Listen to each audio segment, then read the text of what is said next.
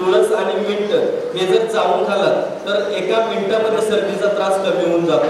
अगदीच काय वाटलं तर तुम्हाला नाक चोंदलेलं आहे, कुणाचं चोंदलंय का नाक आता नाक गच्च झालेलं असेल तर बघा, हात असे करायचे, अंगठी इथे ठेवायचे आणि अशा पद्धतीनं हात दाबायचे. पहिला उजवात ठेवायचे आणि गावात काकीत इकडून ठेवायचा आणि तोंड बंद करून बसायचं, नाकाने श्वास घ्यायला चालू करायचं. एका मिनिटात जर नाही ओके झाला तर तुमचा खर्च मी करायचा. चॅलेंज आहे, करून बघा. कुणाचं नाक चोरलं असेल तर इथल्या इथं तुम्हाला लक्षात येईल. अंगठे असे करायचं, असं हात असं खालून डावात काढून घ्यायचा आणि असं बसायचं. आता जरी असं जरी ज्यांचं नसेल त्रास जरी करून बघितलं तरी श्वास मोकळा झाल्यावर तुम्हाला लगेच जाणवा लागेल, एकदम मोकळा श्वास होऊन जाईल. बघा करून वाटले असं. तर सर्दी खोकल्यासाठी लहानपणी जर बघितलं तर आमचं आयुष्य, मी तर खेडगावात जन्माला आलेलो, शाळेला जाताना सुद्धा आम्ही सदानिकदा टाकत जायचं. चड्डीला हात पुसलेला असेल तर चड्डी काळी असायची माहिती का. शाळेत मास्तर आम्हाला, आमच्या वेळेस आम्ही मास्तरच म्हणत आमच्या लहानपणी आमच्या कोल्हापूरकडे. तर मास्तर जर समजा आम्हाला शाळेत शेंबड्या जा शिंगूड बाबा यायचं म्हणले की जायचं शाळेलाच, तिथं शिंकरायचं, यायचं चड्डीला पुसत. बघा मास्तर नसले ना शाळेत की आम्ही असं पुसायचं इथलं आणि मित्र आम्ही लाईन न उभारायचं आणि असं शेंबूड नाकाचं काढायचं. साधारण नाळ सगळे नाक पॅकच हो शेंबडानं भरलेलं आणि असं काढायचं.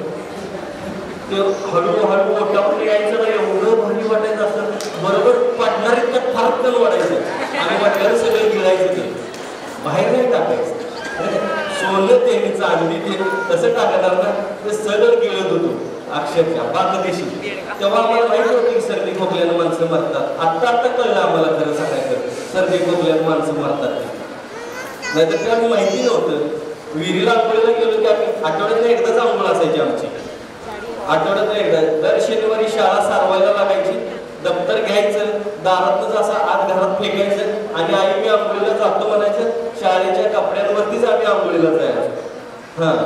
आणि आत हंड्रेपॅड वगैरे बांधलेली नव्हती त्यावेळेस, टाकी चड्डीच डायरेक्ट. आणि ते मी जूनला घेतली की 15 ऑगस्ट पर्यंत फाटलेली असायची, इकडे बरोबर होल पडलेलं असायचे. आजी आमची म्हणायची, अरे काय झालं चड्डी फाटली काढ.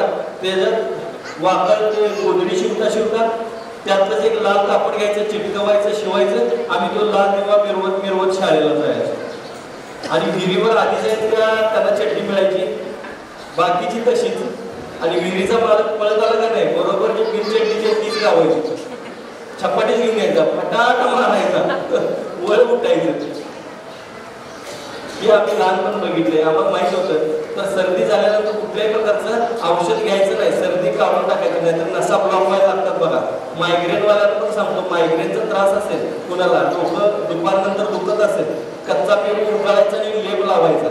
दुपारनंतर ज्याचं डोकं दुखतंय ना त्यांनी कच्चा पेरू उगाळायचा आणि लेप लावायचा. 10 मिनिटामध्ये डोकं दुखायचं थांबून जात आहे. अजून जर म्हटलात तुम्ही तर खोकल्यासाठी कुठल्याही प्रकारचं औषध घ्यायचं नाही. 5 दिवस जेवढे येईल ना तेवढे तुमची ती काय असेल ते जाळ्या काढून टाकायच्या, नाहीतर नंतर दम लागायला लागतो, सगळं जाम व्हायला लागतं इकडे.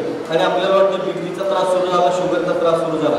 तर साधी गोष्ट आहे, 5 दिवसानंतर 6व्या दिवशी सकाळी उठायचं, मिठाचं पाणी करायचं, प्यायचं आणि उलटी करायची. बस गेला बघा खोकला. गरम प्यायचं आणि गरम उलटी येतेच तुम्हाला ऑटोमॅटिक. पिल्यानंतर उलटी झाली की खोकला काय करून बघा. या गोष्टी काय खर्च आहे सांगा बरं याला. खूप कमी खर्चामध्ये ह्या गोष्टी होतात. पण आपल्याला कसं आहे माहिती आहे का, ते दवाखान्यात जायचं आणि पैसे घालायचे आणि ते तपासण्या 100 प्रकारच्या करून घ्यायच्या, त्याशिवाय काही खरं वाटत नाही. आमच्या इथं पण होतात तपासण्या. आमच्या इथं माझं सुद्धा मोठमोठाले केंद्र आहेत. तर त्या केंद्रांमध्ये तपासण्या होतात नाडी परीक्षेवर. नाडी परीक्षांचं मला माहिती आहे, तुम्हाला नाडी परीक्षा असं तुम्ही डॉक्टरने हातावर बघून चालणार नाही, मशीन पाहिजे.